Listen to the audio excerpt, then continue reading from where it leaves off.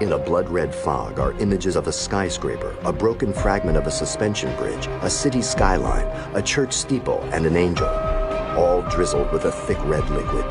As it pours into a vat, an image of a horned demon rises from the liquid.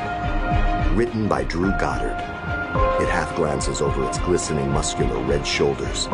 Directed by Phil Abraham. In the foreground, the ooze drools down in red block letters. Daredevil. The word Marvel appears in white above the title. Go, go, go!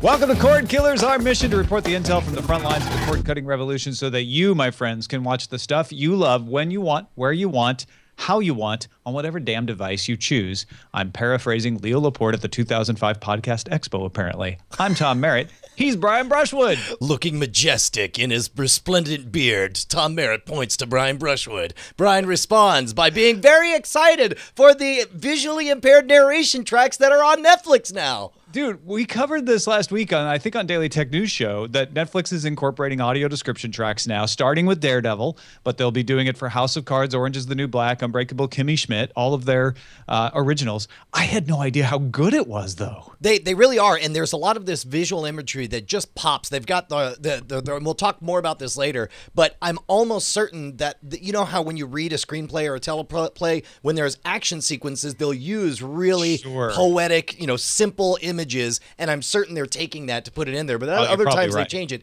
And they're also whispering. There's a lot of Russian dialogue, and so the Russian, the guy speaks both parts, translating over it. It's awesome, and I'm so excited, but not as excited as I am for our fantastic guest, the wonderful Ron Richards. How are you, Ron? Hello, gentlemen. How you doing? Dude, great. Thank you. Is this the first time you've been on Cordkillers? I think so. I think this is the first time I made it on Cordkillers because the timing, the schedule when you guys recorded, when I was available, but now I'm wide open and happy to join. So right on. Yeah.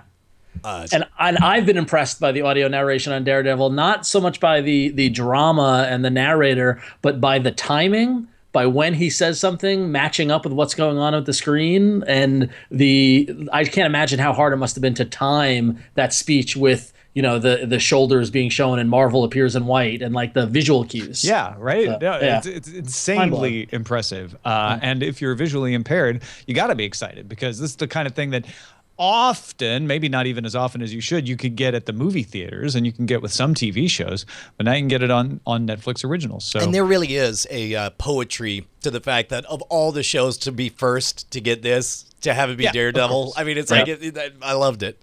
Yeah. All right, let's start off with our primary target. It's a new segment called Stream of Thrones. Actually, this is because we did our show a little earlier last week, and I apologize. We were going to try to do a Game of Thrones spoiler and zone between last week's show and this one, and it just didn't work out. But we did miss the premiere of Game of Thrones and now the second episode, and it went smoothly on HBO Now. I watched both the first and second episodes on HBO Now, no problem. Apparently that is the case for everybody. HBO Go had some sporadic issues, as did Sling TV. Most people were actually watching Game of Thrones on HBO Go, at least according to Sandvine. Their bandwidth measuring says that consumers were using 5 times as much bandwidth on the Sunday night of the premiere, 3.4% of the bandwidth in the United States versus 0.7% for HBO Now. So it looks like not as many people may have flooded to HBO Now as you might have thought. On the other side, HBO not pleased that Game of Thrones is being seen elsewhere beyond its properties. A Brooklyn bar called Videology was sent a cease and desist for showing Game of Thrones in the bar. Apparently, a lot of bars do this in New York. They did the same thing with Sopranos, and HBO sent cease and desist to bars then. Also, HBO sent takedown notices to Periscope, the live streaming app, because people were showing streams that included HBO's Game of Thrones showing in the background, or sometimes very definitively like pointing their smartphone at the screen to show you some blurry version of this. They said, in general, we feel developers should have tools which proactively prevent mass copyright infringement, whereas Twitter said, hey, you know what? We look at complaints, we find they're in violation, we suspend or shut down those accounts according to our terms of service. But most importantly, 4 episodes of Game of Thrones leaked as torrents from DVD screeners. You can get them on Popcorn Time right now. And yet, with all of this piracy, 8 million people still watch the premiere of Game of Thrones, Brian. It's almost as though piracy is not the end-all be-all of everything when it comes to new media being released. Now. I'll tell you what, let's go in reverse order. I think it's fascinating that the live events takedowns, or that they're trying to charge for it or whatever. What that makes me think of is the Alamo Drafthouse will oftentimes have viewing parties. And I was always curious, one of my favorite things about going to the Alamo Drafthouse are the curated bizarre clips related to whatever features coming on. And I asked about copyright, and apparently the story that I heard at the time from one of the people working at the Drafthouse is, well, you are here to see the feature presentation. What happens beforehand is not what you're being charged for. We are, displaying it for free in this situation, which I don't know necessarily holds. And from your shaking your head, that is accurate as well. No, it doesn't right? matter. It's like piracy, right? The torrents can say, oh, and I remember in the very early days of piracy online, people are like, well, I'm not charging for it. Why is an MP3 download a problem? I'm not paying for it. I'm not charging. That doesn't matter. Right. Well, and nowadays, performance license is needed for a public performance, whether you're charging or not. You'll still see when people post up on YouTube that they're like, I don't claim to own the copyright to this. And it's like, well, you sure did when you clicked the button when you uploaded it. You're still infringing it, even if you don't claim to own. That just makes it clear that you're infringing it. But, what my earliest memories are, going to like Mr. Gaddy's Pizza, where there was always a giant rear projection television, and they would show, Family Ties would be on or whatever. And it's like, are we entering a world where we're just existing, like, hey, are you enjoying this without paying? Is that the world we live in now?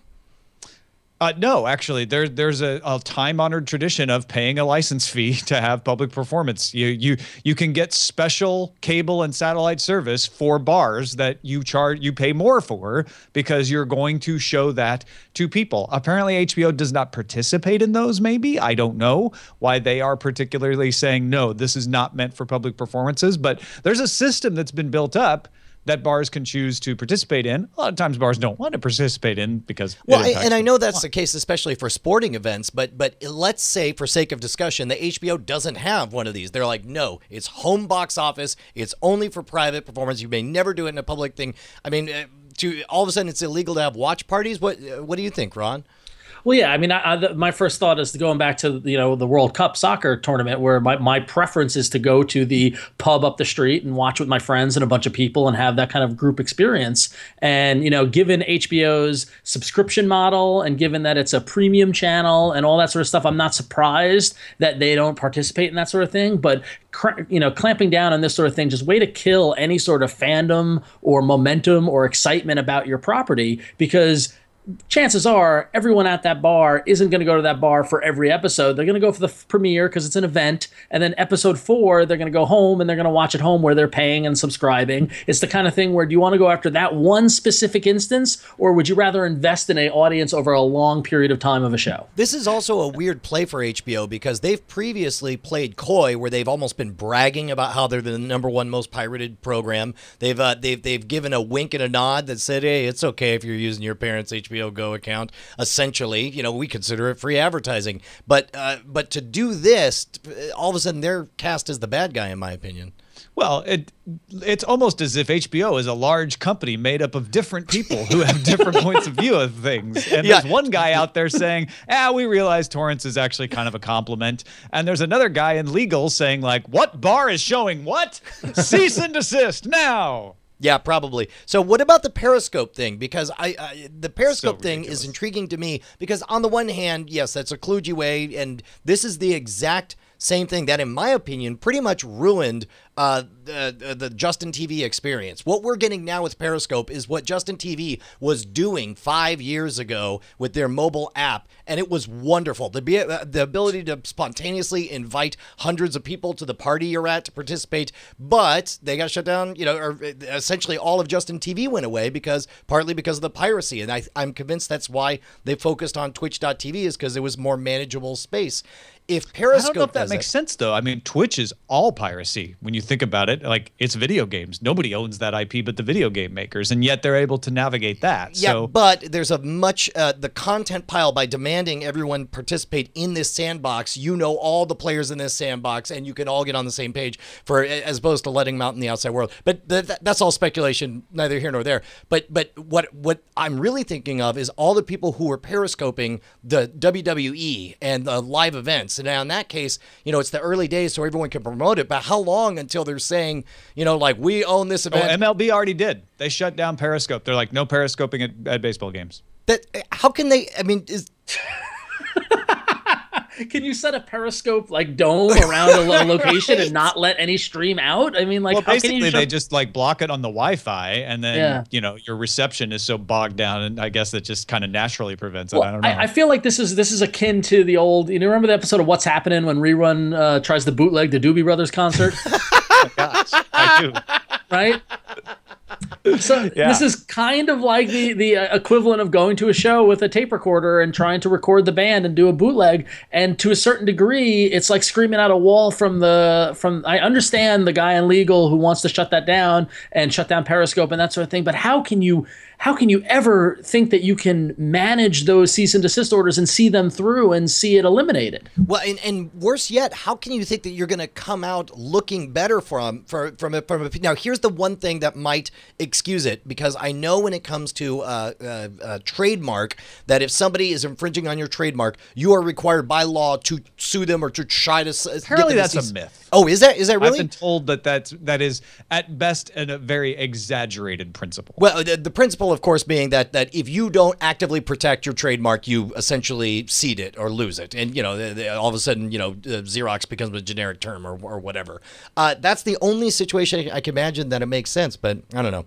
I think there's a human principle involved here, and because when I worked at Tech TV, one of the big things we struggled with was the cable companies wouldn't allow us to put more than 5 or 10 minutes of video per half hour of video on the channel, because those little postage stamp size real videos might convince someone not to subscribe to cable somehow. It was a total overreaction. And then down the road, when like bandwidth got good enough, resolution got good enough, what did we get? Not a further restriction, which would have been the logical outcome of that, but Hulu and the ability to have networks streaming their channels directly to people over the internet, like CBS Now, like HBO Now. So I feel like there's a principle of when something is less likely to do damage, no one cares enough about it to stop the extremist in the organization from clamping down on it because they're worried about a future precedent. But once it gets good enough, everybody starts paying attention and comes to a more reasonable conclusion of, hey, you know what? People want to do this. Let's figure out how to make the most of it. So you're seeing it here. HBO Go, you know, okay, share the passwords. It makes you love HBO more. The torrents, we don't really love it, but we're not going to worry too much. Oh, Periscope? No one cares, and so the one guy or one lady or whoever like clamps down on Periscope, the least likely thing to dissuade you from paying for HBO. Yeah, it does feel like we're just in a lag period and it's going to snap forward. It makes me think of how, you know, Apple was obstinate about not live streaming any of its things until so many people were bootlegging it that eventually they're all like, well, we're doing harm because the only way people are seeing it are these crappy bootlegs. And I don't know. I just want to skip to the part where it makes sense. I think you hit on it with the Twitch example. I think you're absolutely right. When it's big enough and you have all the players on board, then you can actually make something done. But if it's smaller or if it's kind of dispersed, then it's harder to get people to pay enough attention to agree to figure it out. Yeah. Well, I think also because it's just this new nature. I mean, Periscope is like 3 months old, if that. You know, like publicly, it's less than a month old, and so it could just be an idea of them not getting it. You know, not seeing how it can be used. They're not seeing how it can be applied towards what we're doing. I mean, those are all questions that Twitter's answering now. They haven't even figured it out yet. So. Well, let me tell you something I'm glad got figured out. About 16 months ago, Brian Brushwood came to me and said, "What if we did Patreon?" And Tom said, "A what?" And I said, "Patreon." Oh yeah, I remember reading about that in TechCrunch 6 months ago. I signed in, created an account, but I didn't do much with it. And Brian's like, "No, dude, listen, Patreon. We'll get the people to pay us directly for the show." And I said, "Brian, that's nuts. Let's try it. And I said, Tom, how many people do you think are going to support us? And I said 12. Yeah, I can count 12 family members. I was like 14. I think 14 will. And it turns out 2,090 of you guys have crossed that line in the sand and said, yes, we'll defend the Alamo against the forces of Santa Ana, and that we will make it possible for you guys to remain loud, live, and independent at patreon.com. That's patreon.com/Cordkillers. And we thank every one of our nearly 2,100 bosses. You guys are the best. Yeah, and if you get some value out of the show, all we ask is like $1 per show, and we will keep the shows coming. We'll keep giving the value. You keep giving whatever you think we're worth, and if you can't afford anything, it's fine. Other people pick you up. Let's take a look at Signals Intelligence. Signals Intelligence is a segment about the streaming services we use to watch the stuff we want, and Netflix had their earnings report last week. Reed Hastings and friends always have lots of interesting things to say when they present their earnings. The numbers were good. U.S. subscriptions passed 41.4 million. They added 2.28 million subscribers in the last quarter. International subscriptions up to 20.88 million. They added 2.25 million. So going gangbusters there. U.S., interestingly, not the biggest in average hours watched per subscription. Other countries, and they didn't say which one, watch more hours per subscriber on average. In a letter to the shareholders, Reed Hastings and friends said HBO and Netflix are not substitutes for one another given differing content. They're really trying to hammer this idea that, like, hey, what's good for HBO is good for Netflix. What's good for Netflix is good for HBO. However, in the earnings call, here's the thing we're going to talk about. Reed Hastings said, linear TV has been an amazing 50-year run. Internet TV is the way that people will consume video in the future. And of course, everybody's taking that and like, Reed Hastings declares war on regular television. But he already did a long time ago, I guess. Well, but I mean, this makes sense. And actually, this is a good statement to make now that HBO has officially entered the game. Because if you declare, okay, we now have four competitors in the race, and the race begins right now, linear TV is over with, then it makes HBO really look like a bit player, like just barely getting started with Netflix having a gigantic lead over them. So that's a smart way for them to couch it to investors.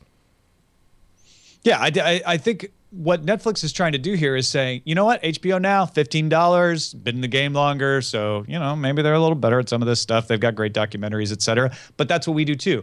Why would you won't have to pick one instead of the other? That's the beauty of the internet, is I can pay for Netflix and HBO now if I want to. And he's declared linear TV is done, 50-year run.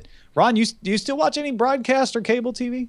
Nope. Well, no, that's a lie. I don't have cable TV coming in, but I do have an HDTV antenna, and I will watch live broadcasts like the Oscars or the Emmys or things like that. But other than that small percentage, I am 100% watching stuff on demand when I want to, when my schedule fits, and by my choice. The days of turning on the TV and flipping to see what's on are completely over for me. And it's completely all, choice, which I think is more what they're saying here about the future television, is that, for years, we had the choice of what channel you're going to watch and what's going to be on, but you had no control over what was on at any given hour. That's why we got 500 channels with nothing on. But now you have total choice of when you decide I'm going to sit down and watch something, you're going to choose what you watch. And that's kind of what the future, at least how I see it, is. And yeah, one side of things is that you lose that discovery aspect and like, oh, I never heard of this show, and it's on and I'm going to check it out.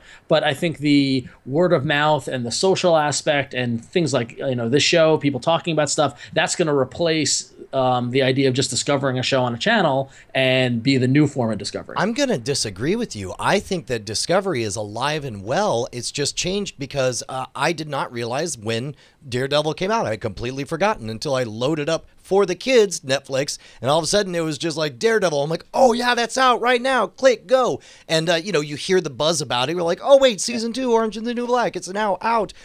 So here's one other thing that I think is smart about making the discussion about Netflix versus HBO. Essentially, they've couched everything as, well, there's two big players, Netflix and the fourth place online video provider, HBO, because HBO is behind Amazon Prime. It's behind New Hulu. It's got a lot of ground to make up, and so it just makes Netflix look like even more of a juggernaut. Well, that's the thing about HBO is that everybody's all freaking out about HBO Now and HBO Go and all that sort of stuff. The way I look at it as somebody who doesn't have HBO, doesn't have cable, watches some shows on HBO, but I watch way more shows on other channels. Like, if you ask me, HBO is just a sliver of the offering that something like Netflix or Hulu or Amazon has currently. So, and that's why I always, when they came out with the pricing for HBO Now, I kind of cringed because I'm like, $15 for like 2 shows? That seems expensive to me. And yes, they've got a lot of movies and other kind of programming that they've done, but as far as what I watch, not a lot of it is HBO.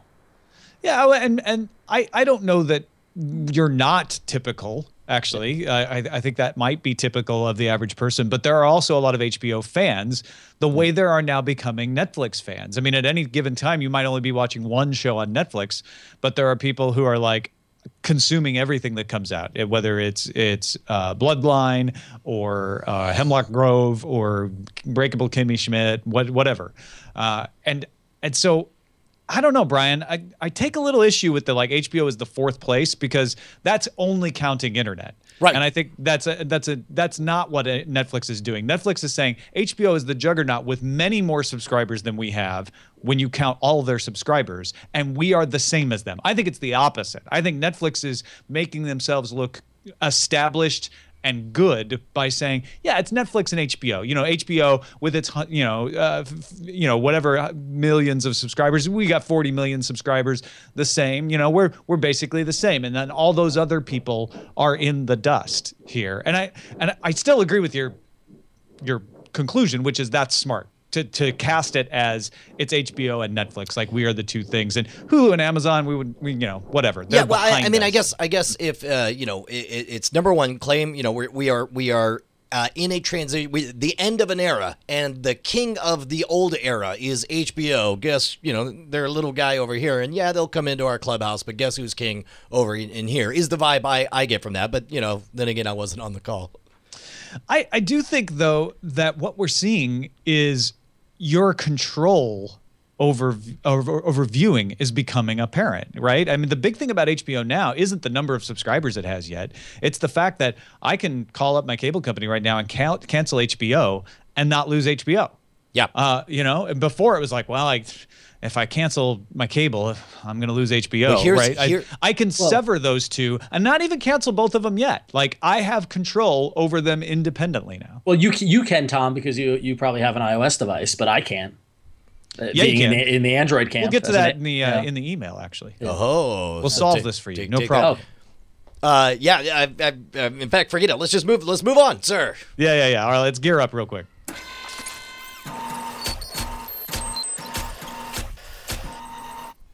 Not much gear news at all this week. We always want to talk about some kind of hardware. So real quickly, for older users of devices that have a YouTube app, YouTube is switching off the API for first-gen Apple TVs, like the big ones with the hard drive inside, the magnetic hard drive, older Sony TVs and Blu-ray discs, Panasonic TVs and Blu-ray discs, older iOS devices, iOS 6 and older, devices running older versions of Google TV. Basically, if you have an older device that hasn't updated to a more recent YouTube app, circa 2012 or later, YouTube's just going to stop working for you. I'm kind of bummed about that because my iOS devices all live on in my kids' hands, and we kept squirting out kids, so we kept having uses for our iPod Gen 1, Gen 2, Gen 3, and granted, mostly our first generation iPad is just a Netflix player now, but they would definitely use the old YouTube app, and to have that end, I mean, it's whatever, it's not the end of the world, but I look, we're all growing up. Look at that. Yeah, I think the biggest one here is televisions, right? This goes to your point of I don't want apps on my TV because what if my TV gets too old, right? And here's an example. Now, if you have an older Panasonic TV or an older Samsung TV, Sony rather, not Samsung, suddenly YouTube just doesn't work. And there's no way around it. Sorry. Your TV just doesn't run YouTube anymore. Yeah, this is Ron. I'd like you to weigh in on our ongoing debate about how smart do you want your television to be? Because I want my TV just to be dumb as rocks. I'm right there with you. I want my TV as a monitor, and I plug in what goes into it. Yeah. And this is exactly the reason why everybody who bought those TVs with smart TV apps and were using them, they need to be maintained, and if not, they're going to be depreciated and then eventually go obsolete. And this is the price of progress. I mean, we're getting huge advancements in YouTube and their API and the stuff you can do with it, but the devices need to be up to date because they don't have the resources to maintain every version. But looking backwards, they want to look forward. Yeah. So, yeah. And this is a cautionary tale for early adoption. My guess is people buying Rokus and new Apple TVs will not run into this same problem for a much longer time than these folks did. But they bought in the early days when things hadn't been figured out yet. And the technology companies are like, we're just going to, nobody really used it anyway, so we're chucking it. And that's probably true that a very small percentage of their users use it, which is why they don't care. But it really sucks if you're one of those users. Agreed. But luckily, you can spend $69 and get a new Apple TV, and then problem solved. There you go. The price of solving this problem isn't so insurmountable. I mean, you don't have to buy a new TV. Again, this is why if you have a television that's dumb, it's very easy to replace all those parts. Well, I don't know. I guess even if you have a smart TV, you just won't be able to have it built in. You'll have to get some device to attach to it. Ask yourself if you're really using the apps on that television anyway. To begin with. Yeah. Exactly. Yeah. Get yourself a Chromecast, people. All right. Before we get into the front lines, though, Brian Brushwood, are there any deals that you would like to tell people about? I feel bad. We actually just did a big flash sale over the weekend, but it just ended. So instead on Scam You just Stuff, missed a great deal. If you're not, here's the thing. If you're not checking Scam Stuff regularly, you're missing a great deal. That's true, but you know what you can get? We had like lockpicks and some bump keys and stuff available, but people are like, yeah, but I don't know how to pick locks. And so this company, Shomer Tech, turned us on to my new favorite thing on the planet. It is a lockpick training set. Comes with 5 different locks with 1, 2, 3, 4, or 5 pins in it, all keyed to the same key. So it's basically like a video game. You play the first level, you're able to pick the lock. It feels exactly like Skyrim or Fallout. And I was able to get all the way up to level 4. And in fact, talking about Periscope, we Periscoped live as my 7-year-old daughter was able to pick all the way up to the 4-pin lock. So I'm currently tied with the 7-year-old for the ability to pick locks. That's available at Scam Stuff right now. All right, let's check out. Well, first of all, let's check out Brian Pickett's block. Now let's check out the front lines. Front lines. All right, Ron Richards, we go through these 60 seconds at a time, starting with Verizon announcing plans to offer new Fios TV packages that give users basic channels and 2-channel bundles of their choice for either $55 a month or $65 a month with internet. Additional bundles can be added for $10 a month extra. However, late Friday, Disney released a statement that the bundles were not authorized under existing agreements that don't allow ESPN or ESPN2 to be distributed in separate sports packages like Verizon was intending, and everyone thinks, aha, negotiation tactic on the part of Verizon. Yeah, does this surprise you? Is this anything new, Ron, or is this the old game that we've seen before? I was going to say, I thought this didn't seem like news to me. Didn't cable providers always offer bundles and things like that? No, it's always like 3 bundles, right? Like here's your base package, your entertainment package, and your premium package. Now it's, okay, you get a base package of 30-some channels, but then you can buy the sports and the lifestyle, or maybe you can buy the news bundle. Like they're topically based, and you can switch them out every 30 days. Yeah. HBO has not only announced they're bringing back Silicon Valley for a 3rd season, but also announced that it acquired the rights to the Vimeo show High Maintenance. They'll air 6 new episodes of the series and make previous episodes available as well. Thank you, by the way, to Sport Report for pointing that out on Twitter for us. I loved every episode I've seen of High Maintenance. I think it's one of the best things to come out of Vimeo, and I think it's amazing to see it acquired by such a big name like HBO. I love this idea that independent films like this can get their start out in the cloud and show up on old school media. Well, it just shows that HBO is watching. I think that's what's more interesting. I mean, it shows that if somebody's doing good quality content, that this is an option. Like you can end up there. It doesn't need to go through the huge development cycle that used to exist in Hollywood anymore. Yeah. Well, and it also it offloads the risk to the people who can afford to take the risk on stuff like this. And first time that HBO like went out and found web content. I mean, they've done some partnerships with Vice and stuff, but really interesting. Yeah. Here's a roundup of Netflix show announcements. Silverback Films, the creators of Planet Earth, are going to do an 8-episode 4K series called Our Planet, set to arrive to Netflix in 2019. Orange is the New Black got the green light for a 4th season in 2016. Season 3 hasn't even premiered yet. That's coming June 12th. And Dragon's Race to the Edge from DreamWorks, from the How to Train Your Dragon franchise, will appear on Netflix June 26th. Man, just killing it. Netflix continues to kill it. Which of these are you most excited about, Ron? Probably the Planet Earth one. I think things like enough to buy a 4K TV. Yeah. Well, not with a well, I need that, but yeah. By the way, are you guys gonna do 4K or are you gonna wait for super high contrast or what are they called, the HDR televisions? I don't know. That's the tough thing. 4K. I associate 4K almost with the 3D trend.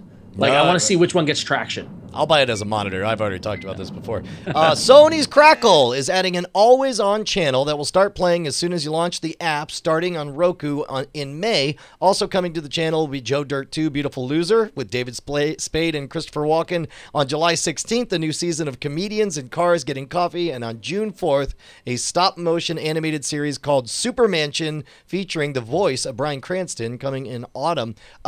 This sounds like, on the one hand, I'm like, what's the point of doing that? And yet, on the other hand, that's exactly why we just redesigned all of DiamondClub.tv so that the moment you go to the site, you're seeing some kind of content and you're seeing everybody talking about it at the same time. Good idea or bad idea, Ron? I feel like I feel like Crackle and Sony had just, except for Comedians in Cars Getting Coffee, just continue to have no idea what to do, and so they just keep trying things. And they're not always the right thing. Crackle is rarely the first thing I go to. So, and I think when you go for Comedians in Cars Getting Coffee, which by the way comes June 4th, you will then see this linear channel and maybe get exposed to other stuff. I bet that's what they're counting on. Discovery, like we talked about. Yeah, exactly. It's all about discovery. The thing of discovery, not the Discovery Network, which is not related to Crackle at all. Let's see what's under surveillance, shall we? Yes. All about location. So we got 3 trailers, big trailers, came over the weekend. One or two of them I'm kind of excited about. Let's just go through them one at a time. Fantastic Four trailer, reverse order of chronology, came out today. Ron, Fantastic Four, is this giving you hope for the reboot? It gives me more hope than the last trailer, but it's still on shaky ground. Hey, can you clear something up for me? Because Susan Storm and her brother, aren't they supposed to look like each other? Oh, we're gonna find out. We're gonna see what they're doing there. I mean, fraternal twins. I don't know.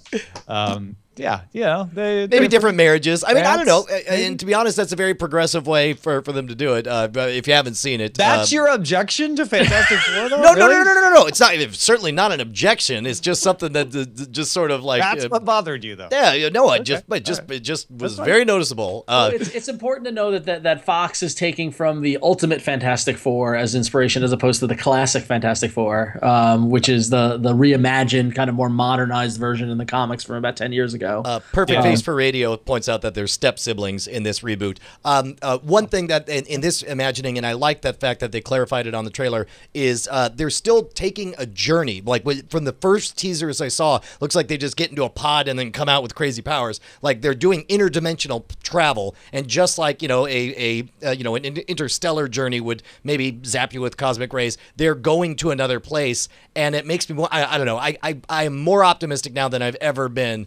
Still highly skeptical because I'm very protective of Fantastic Four. There was a good 2 or 3 year stretch when it was far and away my favorite of the Marvel comic books. Yeah, I'm like you guys. I'm still a little skeptical, but I want to be hopeful, and so I'm latching on to the space journey, like putting on helmets and going through dimensions part. That has me excited. So I'm hoping. Perfect Face for Radio clarifies and says adopted. He says he was wrong. Adopted. Okay, fine. Batman versus Superman trailer leaked on the end of last week, and then they just said, well, fine, we're just going to put it out. So it's out there, and it's dark because Superman might be bad, and Batman is angry with him, obviously. Ron Richards, facepalm, doing his best Captain Picard impression. What as the one of the original iFanboys? How are you feeling? I'm fascinated by the fact that for years we always described as DC Comics were primary colors, they were bright, they were positive, and Marvel Comics were gray areas, were more kind of thing. And as we enter in the cinematic area, it seems as if they've flip-flopped. And for some reason, the lightness and the optimism and the brightness that you get from the Marvel Cinematic Universe, Warner Brothers is going in the opposite direction and going for dark and that awful sound effect that they can't stop using, the wong, like that really heavy noise, and it's just like, and yeah, the sci-fi didgeridoo. Yeah. Oh man, and watching this trailer just shows. I mean, you've got two of the biggest childhood icons that everyone grows up and that define heroism, and it is just rain and dark and bleeding and just like, and it's like, wow, can this not be the direction they should go in? And I don't understand it. I don't understand how they don't get it. Can I confess something? Sure. I loved Man of Steel, and I think this looks pretty cool. I loved the idea of Superman as an immigrant story, of focusing on him as a science fiction alien. I adore all of that. And keep in mind, there's somebody, I'm just so tired of the same story. We've seen Superman's origin story a bajillion times. We get it. Grew up with dad on a farm, primary colors, like you say. I dug it. But then again, I'm very much apparently in the minority. Well, and I will say, seeing the Frank Miller Dark Knight Returns-esque Batman kind of suit, in whatever the show-off, the face-off is the little geek in me got excited by that, but it just seems like such a downer. What about glowing eyes? Definitely not Iron Man-inspired Batman. Well, yeah, that's what I'm talking about. Yeah, the Frank Miller style armor that he uses to fight him, but it's just like, I don't know. I'll be honest, this trailer just didn't show me anything. I was like, okay, a bunch of cityscapes, a bunch of dark things being said about Superman, a glimpse of the costume. I still don't know what this movie's going to be like. I'll tell you what, but the tone is obviously supposed to be dark, but I didn't see any of the movie. I have never seen a Superman movie or project in which Superman is mistrusted by the people, and I am excited to see that. Superman 3, my friend, with Richard Pryor. Oh, no. He abused that trust, right? That's when he gets, dude, that's the best sequence, though. He's getting drunk in a bar. Angry Superman in the bar, flicking this is how good Superman is when he's trying to be his meanest, he does things like straighten the Tower of Pisa. He's like, oh, I'll show you your tower's straight. Ha! Let me fix this dam in the Netherlands, too. That'll, take away your traditions. So I don't know. Those are the two big trailers that came out last week. There was also a little indie film thing down in Anaheim, the Star Wars or something that, Brian, I guess you were there. What was that about? Oh, my gosh. Yeah. We went to a Star Wars celebration. I unfortunately had to leave early, but got to watch the trailer, got to watch the amazing coverage of Anthony Carboni on the Nerdist's set of the Cantina. If you haven't seen it, you've been living under a rock. So much news. Ron, give me your impressions on all this, because I'm sure you followed all this stuff. Yeah, no, it was hard not to, but so coming off of the first teaser trailer for Star Wars The Force Awakens, I was a little shaky, and actually me and Connor from my fanboy talked about it a lot, and we wrestle over, like, I don't want to know anything. Like, I want to go into theater blind and not know anything, and I almost didn't watch the trailer, but then actually Connor convinced me, since it's going to be in front of Avengers, I'd see it anyway. And watching this, this is the one that tapped into all of our old nerd hearts and realized that, like, okay, yeah, this could be fun. Like, just that shot of the Star Destroyer in the sand. Oh yeah, yeah. There's a lot of hyperbole around it, where people were crying and they were shaking and things. That's a little much. But I agree. I went from being cautiously optimistic to this movie to now very excited. Tom, did you watch? How much of the coverage did you watch? Oh, I watched the entire panel with J.J. Abrams, and I watched the trailer unveiling, and then I caught bits of Carboni here and there, which, like you said, just killed it, man. He did an awesome job. But I teared up at the end of that trailer. As soon as I see those guys show up and talk, and they're old, and I haven't seen them. I haven't seen them, those characters, in years. Are you speaking? All right, Todd, just so we're being clear here, are you refusing to name the characters in case somebody wants to be spoilery about the fact? Go ahead, man. You just do it if you want. Don't make fun of me for being careful. What is this world that we live in now that we can't talk the fact that Han Solo and Chewbacca show up at the end of a commercial? You just made it a thing, though. You just made it a thing. I know. But you could have just let it roll. Everybody knew what I meant. I do want to talk about it because that, weirdly, to me, was the least interesting part of the entire trailer, partly because, over the years, Harrison Ford has been so vocal about how not into Han Solo he is and how not into coming back he is. So to me, that just looked like fan service, whereas everything up till then reminded me of my deep, abiding love. That all felt like the Star Wars Expanded Universe series of novels that I adored reading in the 90s. Well, and that's the thing, and you're absolutely right. Like, that little bit at the end was total fan service. I mean, just the composition of the shot being the same as the old promo shot that we grew up seeing of Chewie and Han Solo, right. Like in the same angle, Chewie was next to him and all that sort of stuff. Seeing Harrison Ford smile. Yeah, they haven't seen in decades. They needed to put that in, though, to get our emotions as a part of it, and then the meat of it is the stuff that you're talking about, Brian. Seeing the new stuff, seeing the expanded stuff, seeing what I can only assume is Luke's new robot hand, and wondering if that's Leia grabbing the lightsaber, and like all that sort of stuff, and letting your imagination run wild. But they needed that fan service at the end to get everybody kind of freaking out about it, and that's what I mean. That's the slam dunk. Yes, and the only other thing I want to comment, the entire panel leading up to the reveal of the trailer, I thought was a masterwork of peeling back just a few layers, give you a little more. I thought all of the primary actors did a wonderful job of winning over the audience. I think the superstar was the appearance of a physical, functioning BB-8 droid. Well, it was magical and exciting, and they were very, very careful. They're experts, man. It was this short of like a Apple keynote at its best.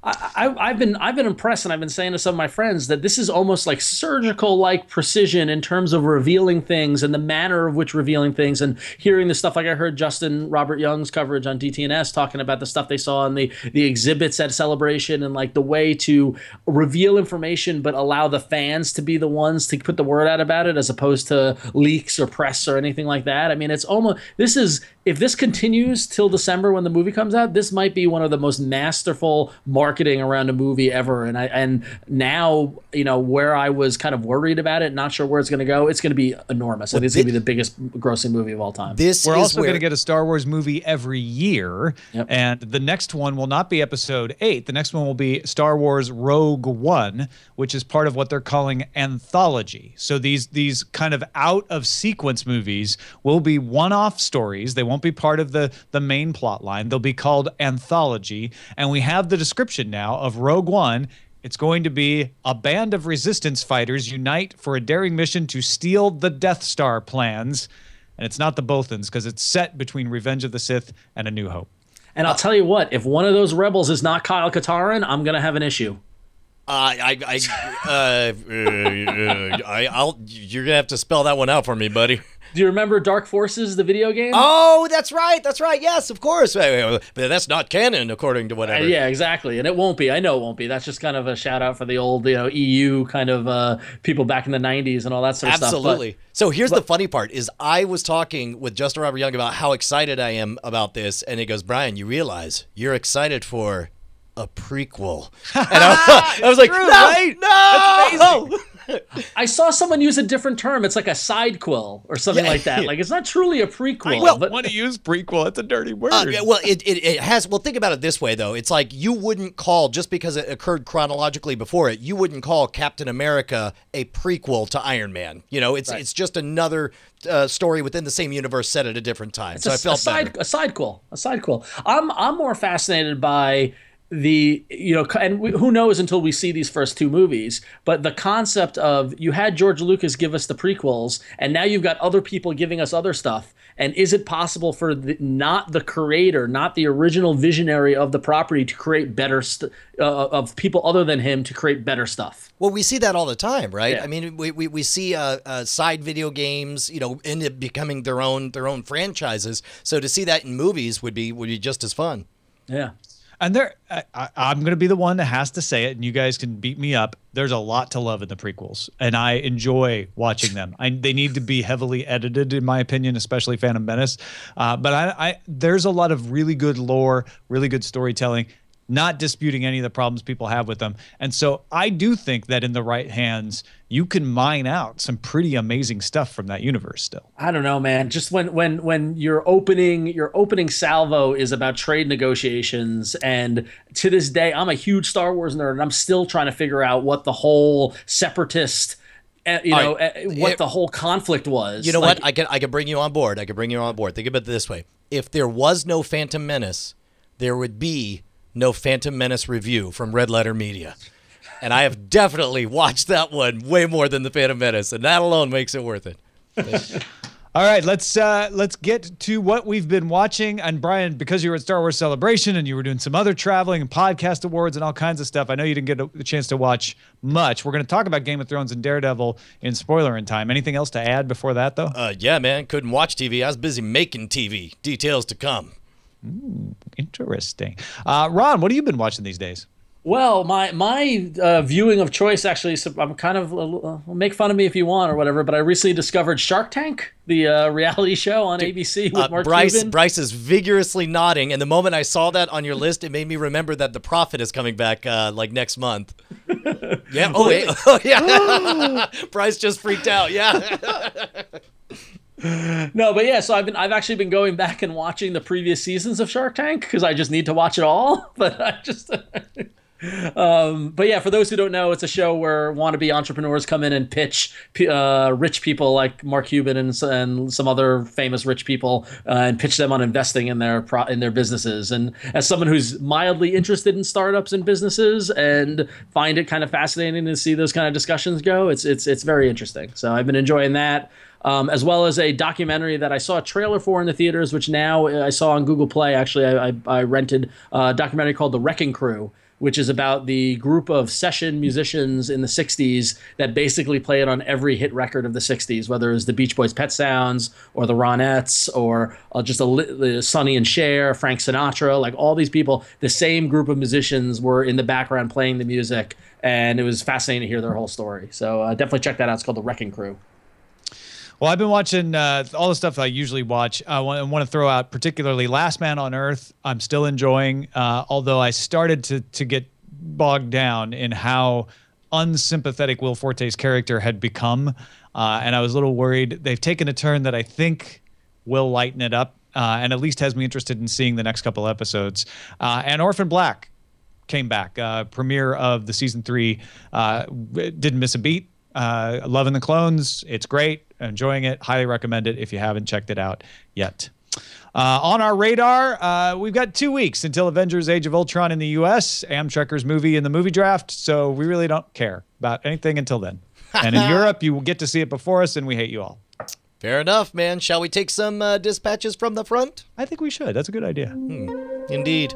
We got an email from Tom who says, "Hey, Tom and Brian, I've given up writing this review of CBS All Access a few times now because there are just so many problems with the service, but I'm happy to report that with a few recent updates, they've moved from terrible to more than tolerable. Previously, you could only watch in a browser on iOS and on Android, and with iOS, AirPlay isn't natively supported in the app. This meant no easy big screen viewing. Additionally, your position in an episode wasn't saved. Want to switch devices or just come back and finish later? Be prepared to watch a bunch of ads while searching for the spot you left off. Thankfully, a brand new CBS All Access channel just launched on Roku, and coupled with the recently added per-device remembering of playback position in episodes, I'm happy to say this $6 a month service is finally tolerable enough to use for all the cord-killing Elementary fans out there. Now, if they could just get some more diversity in their ads, they could be upgraded from more than tolerable to not actually that bad at all.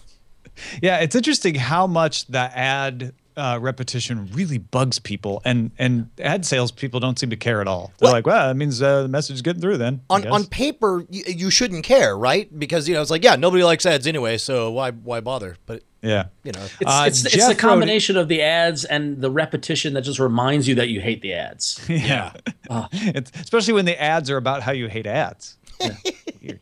Jeff wrote in and said he's been watching along with his wife as she works her way through Breaking Bad, as he is also watching Better Call Saul because he's all caught up on Breaking Bad. He said, I just watched an episode with my wife in which Saul says, I once convinced a girl that I was Kevin Costner and then thought, wow, I just saw him do that on Better Call Saul. It was a cool moment that had I not been watching Breaking Bad at the time, I'm sure I would never have picked up. I will say that as my wife has been exposed to Saul in Breaking Bad, she's a bit unsure how she was when she met Tyrion Lannister for the first time. Why do you like him? He's kind of a dick. And why did they make a show about Saul? And he just tried to explain like Tyrion, you get to know him and your opinion changes. Same thing happens with Saul. Nick writes us from Council Bluffs, Iowa, saying you watched episode 64 where we talk about the Amazon Fire TV stick and how it has the convenience of logging through those pesky hotel login pages. He says he travels 2 weeks a month just for work and another third for personal. Streaming content he watches usually on his Chromecast, even over crappy hotel internet, has not been an issue for him. But a few of the hotels that he stays at don't require to use a web browser to log in, so it works great for those, but the ones that do are problematic. And he says he'll take a look at the Fire TV stick. So write us back at cordkillers@gmail.com when you got something to report, Nick. Thanks for traveling, man. Woogie said, wanted to bring up a quick point about the YouTube subscriptions that are paid by time spent viewing. At least that's what the reports say is going to happen. I understand details are few, but I'd like to know how they handle playlist and gaming the time spent viewing. What prevents me from starting a playlist of Cordkillers and leaving for work? Please do that. Do they implement the Pandora style? Are you still listening/watching? Again, details are vague and let wild speculation rule the land, but I'm interested in your thoughts as creators. This is a really good question because on the one hand, everything we've seen YouTube pushing for has been to get people to have more of that lean back experience. They have that autoplay the next thing feature that they keep on one of my things. It keeps enabling it, even though I keep clicking to turn it off. They clearly want you to keep plowing through everything. But once they're divvying up a pie and paying out based on that, does that change things to where it would make sense to break things up? Because both Netflix and Pandora do that, right? Well, yeah, and honestly, they already have this issue. Advertisers don't want people to do this because the ads do play in between playlists. And while I have not looked into it to find out what the YouTube policy is, my guess, and I'm just guessing, so you said let wild speculation rule, my wild speculation is that YouTube is not of this problem, as has the advertisers that are paying them, and that they'll have a solution to it. If I can add, I want to say last year, something very similar happened on Spotify.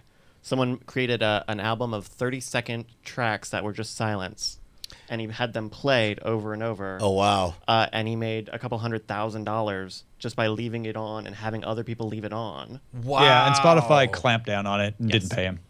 Oh, they didn't pay him. Oh, yeah. Well, what's funny, there's another guy who's written basically he's just tried to cover every keyword you can write for a song. So he wrote a 30-second song about staplers, and like just whatever keywords you might happen to do, he's written a song for it just so he can get all the plays.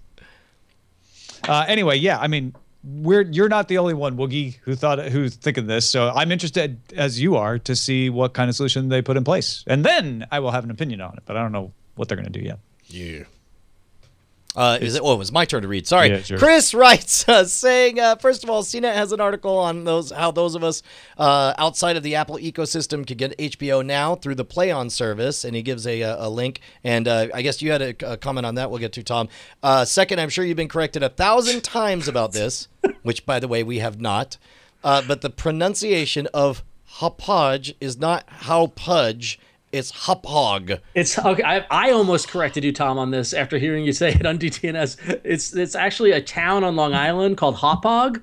Is that how the company pronounces it too? Because the town and the company are not the same thing. I'm pretty sure, because I think the company started there, because I remember them being present in the 90s. I remember getting access to their video cards and things like that, and I'm pretty sure they were based out of Hauppauge. Or I might be wrong. I might be mixing it up, but Hauppauge was with like 20 minutes from where I grew up, and so whenever I see it mispronounced, it's like, no, it's Hauppauge. So Xiaomi.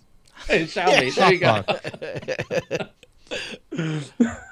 Right on. I guess, yeah, if you guys want to write in, well, he also says, I took a few months off from Cordkillers so I could read all 5 of the Game of Thrones books, but I'm back and have resumed my patronage. Oh, that's right. I missed that part. Thank you very much, Chris. We very much appreciate it. I think it's interesting that he's like, nope, I want to read the book, so I can't listen to Cordkillers. Well, apparently, that's how sloppy we are with our spoilers all the time. Going back to his thing about the ability to watch HBO Now. I mean, first of all, if you have any kind of iOS device, Apple TV, iPhone, or iPad, you can sign up for HBO Now through that and then watch it on any desktop. You can watch it in a browser, so you're fine. If you want to get it onto your TV, though, at that point, you can do this Play On thing, which CNET has an article about. And if you already use Play On, that's the way you should do it. But you have to pay for the Play On service, and you have to install it, and there's things you have to do to set it up. So I wouldn't do it just for HBO Now. I'd get a Chromecast for $35, and I'd cast that HBO Now tab through the Chromecast. I tried it out this afternoon. It works great. Which I believe might be the cost of a year of Play On. Well, it's $10 a month once you get past the trial period. Oh, geez, wow. Yeah, but tab casting, the video gets choppy for me. I mean, I don't know if it's my network, although I've got pretty good latency and that sort of thing. I always like to get as crisp and high definition of a file as I can, or a connection as I can. Then connect a laptop by HDMI, right? Yeah. I don't know. That's still cheaper. Yeah. Agreed. Yeah, man, if you have stuff to share with us, why don't you hit us up at cordkillers@gmail.com. Ron, where can we see so much more of your lovely, lovely face? Well, if you like my lovely face, you can go to about.me/RonXO, and that's where you can find links to all my social networks, whether it's Instagram or Twitter or Google Plus and all that fun stuff. I'm out there. If you're into the Android world, go to on Tuesdays at 5 p.m.-ish Pacific time. I'm on All About Android over on the Twit Network with my buddy Jason Howell, and that is where you can get your weekly fix of me for now. So I will be getting the meatballs. Our website is cordkillers.com. Our email address is cordkillers@gmail.com. And we're live on diamondclub.tv Mondays at 7 p.m. Eastern, 4 p.m. Pacific. That's it. Hey, guys. Tom and Brian here. We just wanted to say thank you to all of our $5 patrons who keep us loud, live, and independent. You guys make Cordkillers the production that it is. Your name appears in the video credits and appears in our hearts. And if you'd like to become one of them or see who they are, you can go to patreon.com/cordkillers. You'll need to do more than just go there, though. You'll have to sign up and, pledge an amount. But unless you just want to see who they are. Well, I mean, you could gawk. That's a little creepy, isn't it? If you want to be a gawker, let's go. It's up to you. Diamond Club hopes you have enjoyed this program.